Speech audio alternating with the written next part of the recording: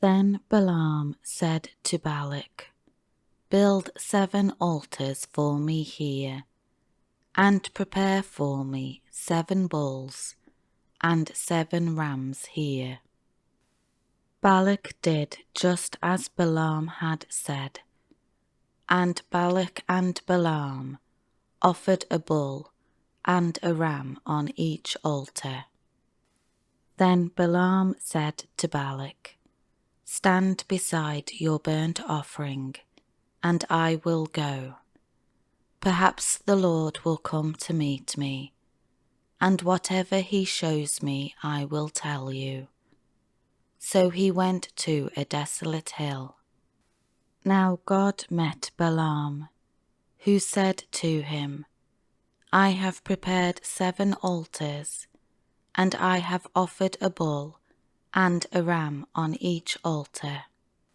Then the Lord put a speech in Balaam's mouth, and said, "Return to Balak, and you shall speak thus." Balaam returned to Balak, and behold, he was standing by his burnt sacrifice, he and all the leaders of Moab. Balaam took up his first discourse, oracle, and said, "Balak, the king of Moab, has brought me from Aram, Syria, from the mountains of the east, saying, 'Come, curse the descendants of Jacob for me, and come, violently denounce Israel.' How shall I curse those whom God has not cursed? Or how can I violently denounce those the Lord has not denounced? For from the top of the rocks I see Israel, and from the hills I look at him. Behold, the people of Israel shall dwell alone, and will not be reckoned among the nations. Who can count the dust, the descendants of Jacob, and the number of even the 4th part of Israel? Let me die the death of the righteous, those who are upright and in right standing with God, and let my end be like his." Then Balak said to Balaam, "What have you done to me? I brought you to curse my enemies, but here you have thoroughly blessed them instead." Balaam answered, "Must I not be obedient and careful to speak what the Lord has put in my mouth?" Balak said to him, "Come with me, I implore you, to another place, from where you can see them, although you will see only the nearest, and not all of them, and curse them for me from there." So he took Balaam to the field of Zophim, to the top of Mount Pisgah, and built 7 altars, and offered a bull and a ram on each altar. Balaam said to Balak, "Stand here beside your burnt offering, while I go to meet the Lord over there." Then the Lord met Balaam, and put a speech in his mouth, and said, "Go back to Balak, and you shall speak thus." When Balaam returned to Balak, he was standing beside his burnt offering, and the leaders of Moab were with him.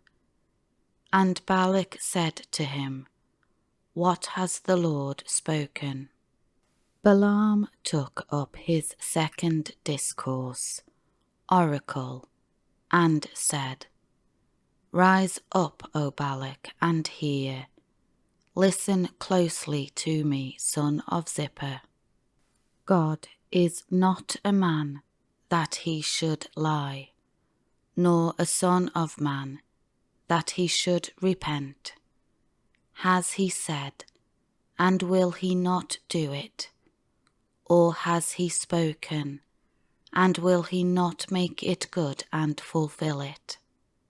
Behold, I have received his command to bless Israel. He has blessed, and I cannot reverse it.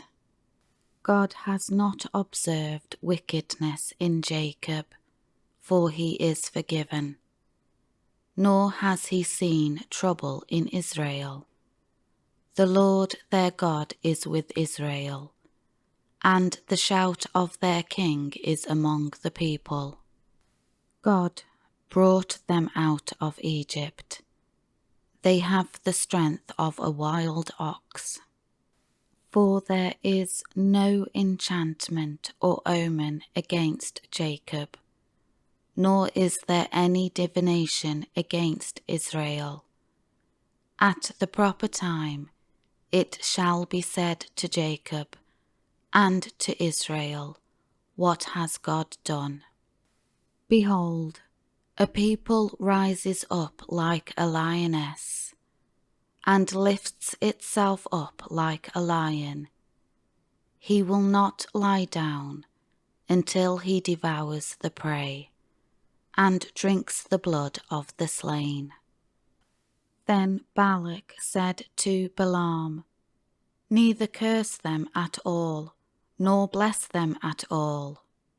But Balaam answered Balak, did I not say to you, all that the Lord speaks, that I must do? Then Balak said to Balaam, please come, I will take you to another place. Perhaps it will please God to let you curse them for me from there.